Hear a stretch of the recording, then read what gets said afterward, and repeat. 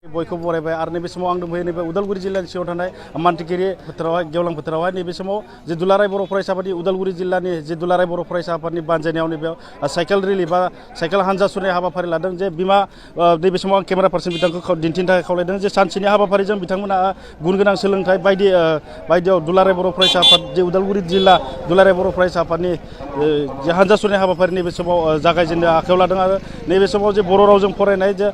जोंखौ लानानै फरायनाय बे हाबाफारिनि गेजेरजों साइकेल रेलि हानजा सुरनाय हाबाफारि नैबे समाव लादों जे बर' हारि थामोनथा मोनथाय आरो गोहोखौ लानानै नैबे समाव दुलाराय बर' फरायसाफोरा गुबुन गुबुन बिथिंखौ लानानै जे खामानि मावबोबाय थानायखौ जों नैबे समाव नुनो मोनदों आरो बे दिनै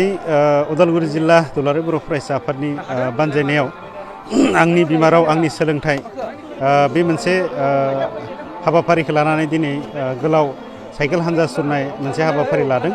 दा हरिसिङानि बे मानटिगिरि गुदि फरायसालिनिफ्राय बिथांमोना जागायनानै नोलोबारि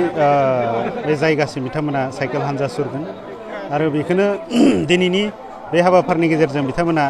जोंनि आइ आफा रायजो राजा बिथांमोनखौ मेसेज होनो थाखाय जे मोनसे साइकेल हानजा सुरनाय मोनसे हाबाफारि लादों। दा मानोना जोङो बयबो मिथिगौ बे जोंनि गुदि फरायसालि बा जोंनि बर' बिजोंनि फरायसालिफोरखौ अरायसम जों फोथांना लाखिनो थाखाय जे जोंनि गथ' गथायफोरखौ जोंनि बर' बिजोंनि फरायसालिफोराव फरायहोनांगौनि थाखाय बा मुं थिसननांगौनि थाखाय दुलाराय बर' फरायसा आफादा 2 बोसोरनि सिगांनो बे हाबाफारिनि सायाव मावनो थाखाय थांखि लानानै मावगासिनो दङ आरो बे हिसाबैनो दुलाराय बर' फरायसा आफादनि बिथोन बायदियै उदालगुरि जिल्ला एबसुआ दिनै आंनि बिमा राव आंनि सोलोंथाइ दा बेनि सायाव हाबाफारि हिसाबै दिनै बे हाबाफारिखौ लादों। दा बेनि थाखाय आङो दुलाराय बर' फरायसा आफाद जानानै बिथांमोनखौ आङो साबायखर बावदों। दिनैनि समाव जों नुनो मोनो जे सोरखारि गुदि फरायसालिफोराव फरायसानि जेंनाया गोबां सोमजिगासिनो खम जालांनायखौ जों नुनो मोनदों। दा बेखायनो जोङो बेखौनो खावलायदों जे जोंनि जायफोर गथ' गथायफोर दङ जोंनि बिमा बिफा बिथांमोनखौ जोङो जायगा जायगा थांनानै गामि गामि थांनानै जोङो माखासे एवारनेस मोनसे हाबाफारि लादों। मानोना जोंनि बर' बिजोंनि फरायसालिफोरखौ फोथांना लाखिनांगौबा जोंनि गथ' गथायफोरखौ जोङो फरायहोनांगोन। दा बिनि थाखायनो जोङो दुलाराय बर' फरायसा आफादा गामि गामि थांनानै जायगा जायगा थांनानै बे मोनसे हाबाफारिफोरखौ लाबाय थानाय जादों। दा बिनि थाखायनो आङो खावलायनो सानदों नोंथांमोननि बे चेनेलनि गेजेरजों बयबो जाहाथे जोंनि आइ आफा बर' रायजो राजा बिथांमोना गावनि गथ' गथायखौ जोंनि